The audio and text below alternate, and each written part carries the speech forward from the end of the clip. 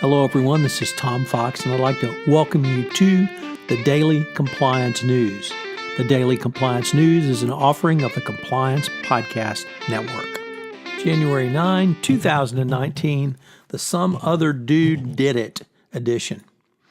Today, we have some interesting stories. First up, you think your corporation is tough to work at? Well, apparently at Nissan, it's not simply being stabbed in the back. It is being threatened with jail as Nissan's internal investigation, has expanded into a global probe of key executives, embroiling at least two loyalists of the ousted chairman as he prepared for his court appearance.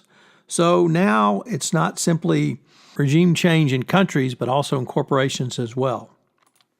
Next, we have a story about J.P. Morgan, whose Bear Stearns subsidiary is accused of making a payment of $6 million to a Libyan businessman who was a close associate of the Gaddafi regime when it was raising some $200 million for the company's sovereign wealth fund.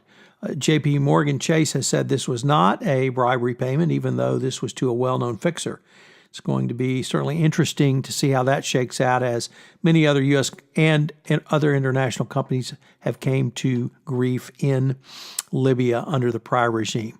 And finally, from Reuters, the Peruvian attorney general who tried to sack the prosecutors who were looking at Odebrecht has himself been removed from office. He said that the crisis had caused him to reevaluate after he reappointed the prosecutors involved. So certainly a good end to this story, and at least the corruption investigation can continue. And finally, we end today with the first court appearance of Carlos Ghosn. My colleague Howard Sklar, in a previous life, worked in the state prosecutor's office in Brooklyn, and he said they had a phrase which was, "Some other dude did it, sued it."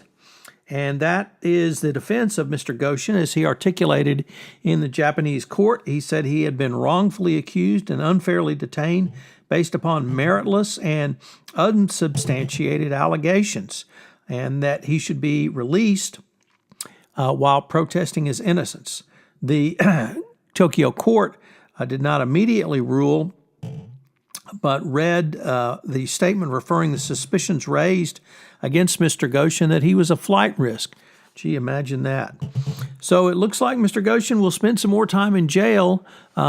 He has not offered to put up any properties or money for bail yet, and under the Japanese system, he apparently can be held for a little bit longer. So the saga of Carlos Ghosn continues. The new saga of his former underlings may take a different turn as well. So this is Tom Fox. I hope you will tune in tomorrow. As I previously announced, I'm going to continue the Daily Compliance News now into this new year of 2019. If there's any interesting things you would like me to talk about, please email me and let me know. I'm at tfox@tfoxlaw.com. Your feedback is always welcome. You will check out some of the new offerings on the Compliance Podcast Network.